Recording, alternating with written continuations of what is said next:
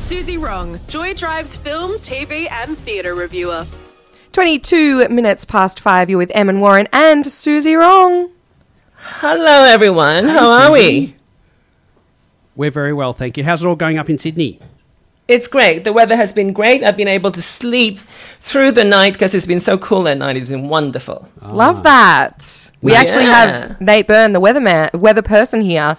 So Sex symbol of Australian breakfast TV. Stop it. You should have seen the big smile on his face there. That's pot calling the kettle black. Hey, you've got some beautiful weather ahead. 31 tomorrow. Enjoy it. Thank you. Now, Suzy, we're going to be talking about And Just Like That, which is the reboot of Sex in the City. Do you want to give us a bit of an overview? Carrie Bradshaw and her friends are now in their 50s. Not only have these women changed, the world, as we all know, seems today to be a completely different place from the first ever moments of Sex and the City in 1998. Streaming on Binge, it is this highly anticipated reboot named And Just Like That. Lots have been said in the press about it, from the absence of Samantha Jones to, spoiler alert, the death of Mr. Big on the Peloton bike. Willie Garson, the actor best known for playing best friend Stanford, died in real life after shooting only 3 episodes, and cast member Chris Noth's rape revelations right after the airing of episode 1 made international headlines. Quite upsettingly, though, the most persistent coverage, especially on social media, relates to the hatred of Che Diaz, a non-binary person of color who becomes the new love interest for Miranda. It is clear that this new series works hard to extend the feminism it had always tried to manifest on our screens. 20 years ago, it somehow made sense to see 4 cishet white women represent the movement. But today, in this post-Black Lives Matter, post-Me Too climate, the comedy series as a cultural icon has to negotiate with a much more inclusive type of feminism. Carrie, Miranda, and Charlotte each bring a new friend into the fold, all of them accomplished middle-aged women of color. Furthermore, Che isn't the only trans character in the show. Charlotte's second child comes out non-binary, thereby expanding the queer spectrum within Carrie's world. Em and Warren, were you ever fans of Sex and the City? Em, you go first. I was not. So I kind of came into this series colder than most, I assume. So it was an interesting watch for me. And that's it. What's our homework for next week? No. What happened to Samantha? I feel like that's the big unspoken thing. What's really gone on there? Because I thought the way they dealt with her not being there was really clunky. There was a very serious in real life fallout. She had claimed that the other 3 women had bullied her all through those years. And I think this all surfaced maybe 3-4 years ago, maybe 4 or 5 years ago. That was when we first heard of it. So that was really bad news. So we always thought Sex and the City was never going to come back because we wouldn't have a Samantha. But they've tried now. There were some explanations about how she had gone to London, how, friends kind of stopped being friends for all kinds of reasons. And Samantha is London and the rest of them are still in New York. So we don't see Samantha in And Just Like That, season 1. Nate, were you a Sex and the City fan? Not when it was on air, actually, but later, yeah. I've watched the entire lot. And I tried to watch it again. It didn't age particularly well. What do you reckon, Suzy? Is the original series still worth your time? Yeah, I think a lot of it is nostalgia now. This new series, right, the first 3 episodes, I sobbed, like ugly cried for the first 3 episodes, because I think a lot of it was harking back to what the story used to be. But after episode 3, they tried to move on. I think Nate's right. It is a dated formula. It is the dated idea. So they've tried very hard to bring it updated, which meant expanding, the cast. So I do think the cast has become very, very big for a half-hour format, and and they're trying to talk about a ton of things for 35 minutes each week, and it is a little bit difficult. So I understand that most people probably wouldn't think that it's anywhere near as good as the original, but I hope that it sort of lays the groundwork for season 2. Yeah. So the nostalgia obviously very, very important. But did you have a background with Sex and the City? Is that maybe why you didn't connect with it? I thought it was called Sex and the City, so that's, my first fatal flaw. But No, it is Sex and the City. oh, it is. I thought it was Yeah. Sex in the City. No, Okay, Sex great. and Okay, see, I don't even know what it's called. That's my problem.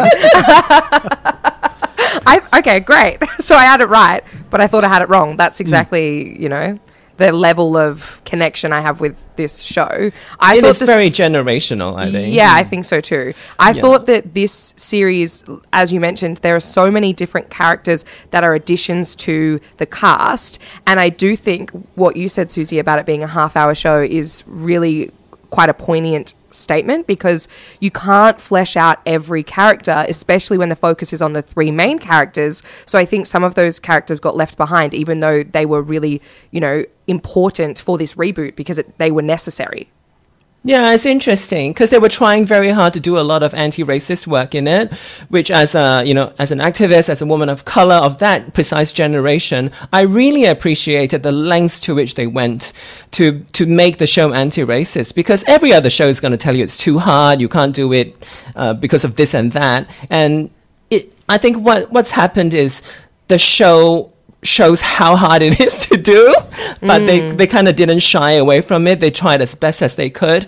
It's nowhere near as good as when Sex and the City was great, back in the day, but it's still a great show, I think, especially if you're the right audience. I think it still talks a lot to women, especially women of a certain age, and it's not as great as it used to be, but it is still I still think it's worth a look. I found that with the old series, the thing I really liked about it, I felt like it was a bit of a conversation starter. You could be around the water cooler at work and people would talk about the things that were challenged in it. I felt like this new one, they're almost trying to bring us up to speed with what's right today very, very quickly. And I felt that it was, I love the fact that they're tackling these issues, but I just feel like it's a rushed, we've got to do this one, tick the box. We've got to do this one next, tick the box. We've got to do this one. And then they'll get on and maybe the series will expand a little bit more. But I felt like it was, it's missing that water cooler conversation stimulus. Yeah, I would agree with you. I found the second time watching it was a lot more nuanced, because I think the first time when everyone's watching it, you're trying to figure out how much the world has changed, trying to figure out what the creators are trying to do, what's happened to these characters.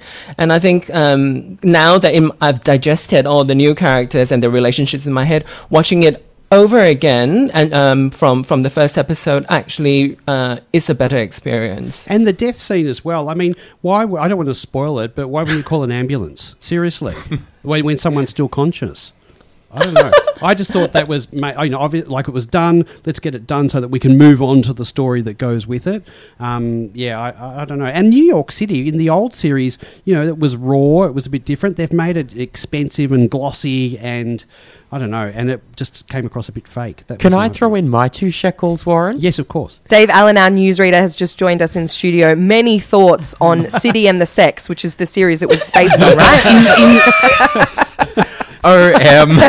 You clearly weren't a teenager up eating ice cream watching this show. I was not. With rapt attention in the I am 90s. 17 years old. Thank you very much. Well, honestly, to me, this whole thing just reminds me of I Love Lucy. Like, I Love Lucy was an important show for its time. It was the first TV series where there was a female lead and there was an interracial couple.